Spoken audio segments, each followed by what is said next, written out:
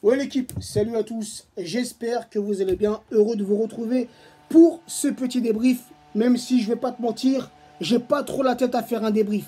Hein, toi et moi, je pense qu'on a vu le même match, alors oui, hein, on est qualifié, on est en huitième de finale, on finit premier du groupe, mais les gars, qu'est-ce qu'on s'est fait chier? Il n'y a pas de langue de bois les gars, on va pas se mentir, on s'est fait chier encore une fois dans ce match qui finit à 0-0. Logiquement, tu vas en Coupe du Monde, c'est pour briller. Tu vas en Coupe du Monde, tu vas te surpasser dans ces trois matchs, dans ces trois matchs de poule, même si tu es qualifié au bout de deux matchs. Mais c'était une qualification acquise, mais dans la difficulté. Tu repenses au match contre l'Australie, tu gagnes 2-1, c'est un peu galère. Contre le Pérou, tu as du mal à installer ton jeu, tu gagnes 1-0, c'est un peu galère. Bah, au moins contre le Danemark, essaye de ressortir victorieux. Avec une victoire, essaye d'installer ton jeu. Essaye de proposer autre chose. Mais non les gars, il n'y a pas de changement. Un jeu français toujours aussi lamentable. Des déchets techniques, des passes non maîtrisées, des déchets dans les passes. Même offensivement les gars. Offensivement, c'est là notre gros problème les gars. On va dire encore en défense, on arrive à gérer. On s'est pris qu'un but en 3 matchs, ça passe. Au milieu de terrain, on arrive à créer. Au milieu de terrain, les jeux arrivent à se trouver. Mais les gars, offensivement, pourtant, individuellement, les gars, on a des talents, on a des pépites. Tu penses à Dembélé, tu penses à Mbappé, tu penses à Griezmann, qui normalement doit être un meneur d'hommes. Tu penses à Giroud, qui lui aussi a de l'expérience avec l'équipe de France. Le mec, il te plante des buts dans les matchs amicaux. Mais quand c'est des matchs avec enjeu, rien du tout.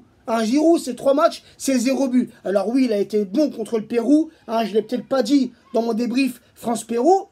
Mais oui, il a été bon contre le Pérou. Mais Giroud, aujourd'hui, les gars, inexistant. Giroud, fantomatique, les gars. La même chose pour Griezmann, lui qui avait été l'homme du match contre l'Australie. Tu te demandes pourquoi? Alors que Kanté avait fait un match monstrueux. Contre le Pérou, Griezmann, il est inexistant. Et aujourd'hui, encore une fois, Griezmann, inexistant. Mais les gars, ils sont où? Ils sont où les joueurs qui doivent porter cette équipe de France? Ils sont où les meneurs d'hommes? Alors oui, c'est bien beau. C'est bien beau de faire des pubs avec des gilettes Mac 3, de faire des pubs pour la marque Puma. Mais les gars, sur le terrain, ça répond pas. Sur le terrain, ça répond pas. Le mec, il te fait des vidéos pour t'expliquer que oui, finalement, il reste à l'Atlético de Madrid. Mais on s'en branle. On en a rien à foutre. Faut que ces joueurs-là, qui ont l'expérience, ces joueurs-là, qui ont, comment dire, j'en perds mes mots. J'en perds mes mots tellement le match, les gars, je suis vraiment déçu. Alors oui, on finit premier. Alors oui, on est en huitième de finale. Mais les gars, on va pas aller loin. Si on continue sur cette lancée, on va pas aller loin. Mais pourtant, sur le papier, les gars, sur le papier, on a une équipe, les gars. C'est peut-être l'une des meilleures équipes de la Coupe du Monde. Sincèrement, individuellement, les gars, on a des grands joueurs. Tu prends à tous les postes, on a des grands joueurs. Offensivement, on a des grands joueurs. Sur le milieu de terrain, les gars, on a Kanté.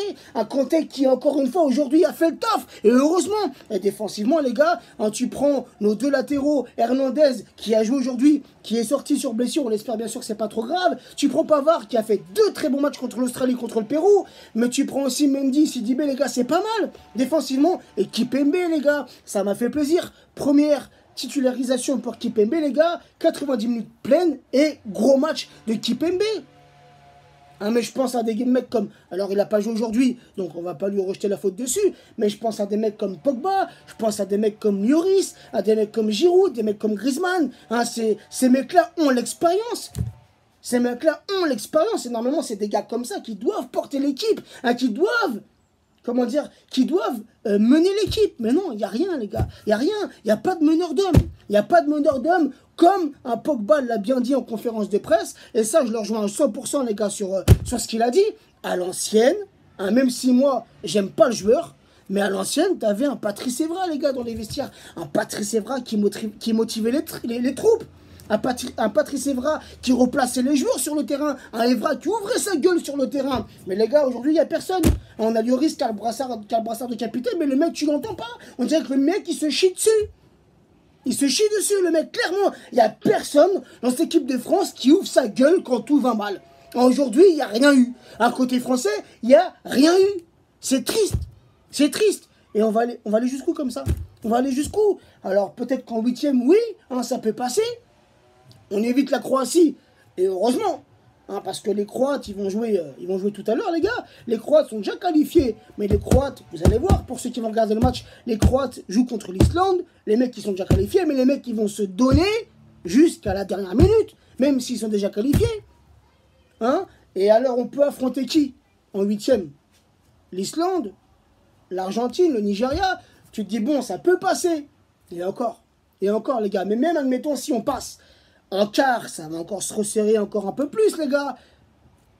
Voilà, franchement, les gars, alors oui, hein, je sais, je le répète, je suis quelqu'un d'optimiste, les gars, mais quand je vois ce que nos Français nous ont proposé aujourd'hui, les gars, franchement, ça me dégoûte. Sincèrement, ça me dégoûte. Hein, les mecs qui sont payés, je ne sais pas combien de millions, les gars, ils branlent rien sur le terrain. Ils n'en avaient rien à foutre, très clairement, les gars, hein, de ce match. On aurait dit que c'était un petit arrangement. Bon, le Danois, un petit 0-0, ça te suffit? Ah bah bien sûr, le Français, un petit 0-0, hein, ça nous fait passer tous les deux. On aura dit, t'as vu, t'as pas envie de penser comme ça. Tu vois, le sport que tu kiffes, le sport que tu aimes, t'as pas envie d'avoir cette pensée. Mais quand tu vois le match, frère, aussi bien côté français que côté danois, il n'y a rien eu. À tout péter, à tout casser, les gars, il y a eu quoi? Dans ce match-là, il y a peut-être eu 5-6 actions sérieuses. Hein, il y a eu ces deux frappes de Fekir. Fekir qui est rentré. Ça a un peu amélioré le jeu français offensivement. Hein, mais ces deux frappes de Fekir, cette action danoise en première mi-temps où Mandanda se rate un petit peu sur la sortie, hein, je pense que c'était face à Eriksen, si je dis pas de conneries, et ce coup franc où Mandanda le capte en deux temps. Mais en dehors de ça, les gars, il n'y a rien eu. Il n'y a rien eu. 90 minutes, les gars, on s'est clairement fait chier. Donc voilà, les gars. Je suis un peu énervé, les gars, et c'est comme ça. Franchement, c'est comme ça. Je pensais sincèrement que nos Français allaient nous proposer autre chose. Hein, dans le sens où on a eu 2 matchs compliqués, 2 victoires. Ok, je me suis dit, pour ce 3e match, les Français vont aller chercher cette victoire. Hein, ils vont nous proposer du jeu, hein, il va y avoir des automatismes qui vont se former. Non, rien du tout. Rien du tout, les gars, offensivement, c'est toujours pareil. Offensivement, on a 2 flèches, Dembélé, Mbappé, les mecs n'y arrivent pas. On a Griezmann, alors Griezmann, tout le monde, un lance-sens à l'Atlético, c'est lui le meneur d'hommes. Et Griezmann, là, pour l'instant, avec l'équipe de France, à part son but contre l'Australie sur penalty, il n'a rien fait, le mec, il n'a rien branlé. Et Giroud, c'est pareil. Un Giroud qui est censé être l'attaquant sur qui tu peux t'appuyer, tu vois, il te fait des petites remises de la tête, ou alors sur des bons centres, hein, il peut te placer un petit coup de tête qui finit au fond des filets, mais Giroud, sur les 3 matchs, je l'ai déjà dit, je le répète, c'est 0 but. 0 but. Donc je sais pas. Je sais pas, les gars, jusqu'où nos Français vont nous amener, mais s'il vous plaît, il faut absolument élever le niveau de jeu.